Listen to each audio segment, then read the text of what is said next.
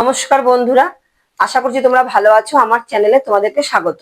দেখো, কালকে থেকে তোমাদের উচ্চ মাধ্যমিক পরীক্ষা এবং ক্লাস 11 এর ফাইনাল পরীক্ষা।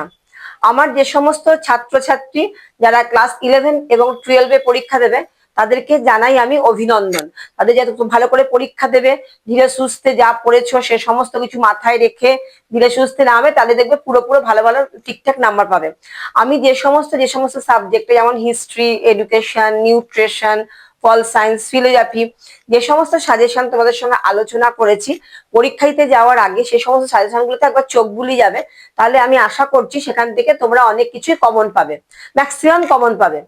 এবার আজকে আমি তোমাদের ক্লাস 11 এর একটা মোস্ট ইম্পর্টেন্ট একটা সাজেশন এডুকেশনে তোমাদের সামনে তুলে ধরবো।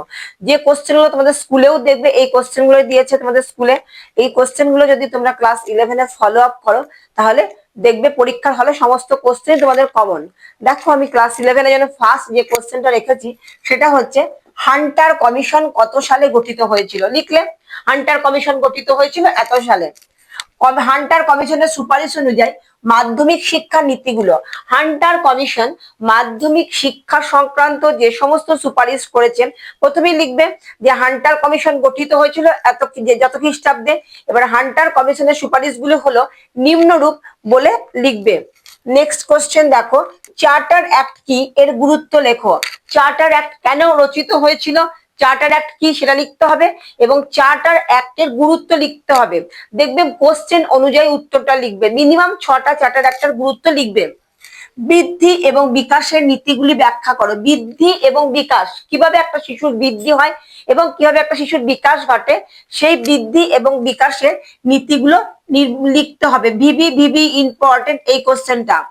বিদ্যাসাগর রচিত বর্ণ পরিচয় পুস্তকটি, আমরা সবাই জানি যে বিদ্যাসাগর বর্ণ পরিচয় পুস্তকটি রচনা করেছেন এবং বর্ণ পরিচয় পুস্তকটি কি গুরুত্ব বহন করে শুধু সেটুকু লিখতে হবে, যে বর্ণ পরিচয় একটা শিশুর জীবনে কি গুরুত্ব বহন করছে সেটা লিখবে। নেক্সট দেখো, সমাজ সংস্কারক হিসেবে বেগম রোকেয়ার অবদান।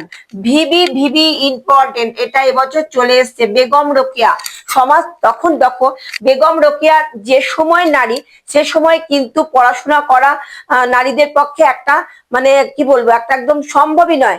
সেই মুহূর্তে তিনি সেই জায়গায় দাঁড়িয়ে পড়াশোনা করে এবং সমাজ সংস্কার কিভাবে করেছিলেন বেগম রোকেয়া। ভিভি ইম্পর্টেন্ট, যে সমাজ সংস্কার হিসেবে বেগম রোকেয়া যে পরিবেশের সমস্ত বাধা বিঘ্ন তুচ্ছ করে কিভাবে তিনি পড়াশোনা করেছিলেন এবং নারী শক্তিকে কিভাবে তিনি বিকশিত করেছিলেন, যে বিভিন্ন নারী বিদ্যালয় স্থাপন করে বিভিন্ন নারীদের বিকাশ কিভাবে করেছিলেন, তার অবদানটা লিখতে হবে।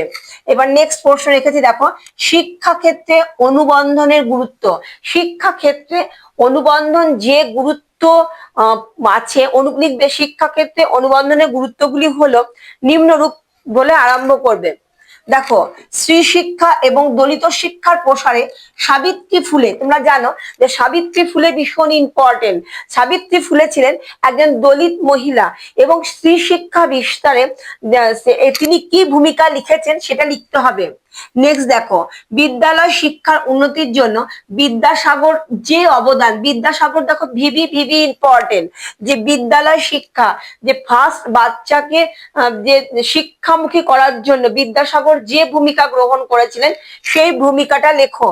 এবার নেক্সট প্রশ্ন দেখো, থর্নডাইকের শিখনের মূল সূত্র 3টি লেখো।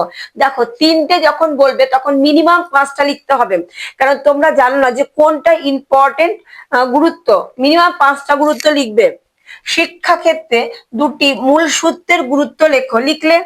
এবার নেক্সট দেখো, 2 নম্বরের জন্য হান্টার কমিশনের এ কোর্স এবং বি কোর্স। ভিভি ইম্পর্টেন্ট, এ কোর্স এবং বি কোর্স। নেক্সট প্রশ্ন দেখো, বৈদিক শিক্ষা শুরুর অনুষ্ঠানকে কি বলে? যখন বৈদিক শিক্ষা শুরু হচ্ছে, একটা অনুষ্ঠানকে কেন্দ্র করে বৈদিক শিক্ষা শুরু হতো, সেই বৈদিক শিক্ষা শুরু হওয়ার অনুষ্ঠানটাকে কি বলে সেটা লিখতে হবে। বিদ্যাসাগর রচিত 2টি শিক্ষামূলক গ্রন্থের নাম লেখো, লিখলে। বিদ্যাসাগর রচিত 2টি শিক্ষামূলক গ্রন্থের নাম লিখলে এবং বর্ণ পরিচয় কত সালে বিদ্যাসাগর রচিত করেছিলেন সেটা লিখলে। নেক্সট দেখো, অন্তর্দৃষ্টিমূলক শিখন বলতে কি বোঝো? ভিভি ইম্পর্টেন্ট, এই শিখনের প্রবক্তা কারা? এই যে অন্তর্দৃষ্টিমূলক শিখন, সেই শিখনের প্রবক্তা কারা এটা লিখলে। দেখো কিন্ডারগার্টেন পদ্ধতির প্রবক্তা কে? কিন্ডারগার্টেন একদম ছোট্ট বাচ্চাদের একদম পড়ার প্রারম্ভিক থেকে শুরু করে যে স্কুলে ভর্তি করে সেটা কিন্ডারগার্টেন। কিন্ডারগার্টেন কে প্রথম মনে করেছিলেন যে কিন্ডারগার্টেনের প্রয়োজন, তার প্রবক্তার নাম লিখতে হবে। কিন্ডারগার্টেন পদ্ধতিতে চারা গাছ এবং মালি কারা? জানো যে কিন্ডারগার্টেন পদ্ধতির চারা গাছ কারা, মালি কারা? এবার দেখো শৈশবকালে দুটি মানসিক এবং মনোবৈজ্ঞানিক চাহিদা লেখো। শৈশবকালে, কৈশোর না কিন্তু, শুধু শৈশবকালটা লিখতে হবে। শৈশবকালের মানসিক এবং মনোবৈজ্ঞানিক চাহিদা, যেটা লিখবে যে শৈশবকালের মানসিক চাহিদাগুলো হলো নিম্নরূপ লিখলে, মনোবৈজ্ঞানিক চাহিদাগুলো হলো নিম্নরূপ লিখলে।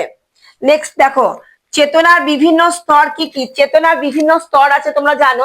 চেতনার বিভিন্ন স্তরগুলি হলো নিম্নরূপ বলে লিখলে। অবচেতন স্তর কাকে বলে? অবচেতন কোনটা? যে চেতনা আগে যে মুহূর্তটা থাকে, যে অর্ধ ঘুমন্ত অবস্থা, অবচেতন। অবচেতন স্তরে কোনটা, কাকে বলে সেটা লিখতে হবে। লাস্ট কোশ্চেন রেখেছি দেখো, পরিবেশ কাকে বলে? পরিবেশকে কটি ভাগে ভাগ করা যায় এবং কি কি? এই যে প্রশ্নগুলো আমি তোমাদের জন্য নিয়ে এলাম লাস্ট মিনিটে, এই কোশ্চেন গুলো অতি অবশ্যই করবে। এই কোশ্চেন গুলো যদি করো তাহলে মোটামুটি তুমি সব কোশ্চেনই কমন পাবে ক্লাস 11 এর পরীক্ষাতে। দেখো আমি তোমাদের সঙ্গে নেক্সট ক্লাসে এসএকিউ এবং এমসিকিউ কোশ্চেন নিয়ে আলোচনা করব। আশা করছি যে তোমাদের পরীক্ষা সবার খুব ভালো হবে এবং তোমরা আমাকে কমেন্টে জানাবে যে তোমাদের পরীক্ষা কেমন হলো। দেখা হচ্ছে নেক্সট ভিডিওতে।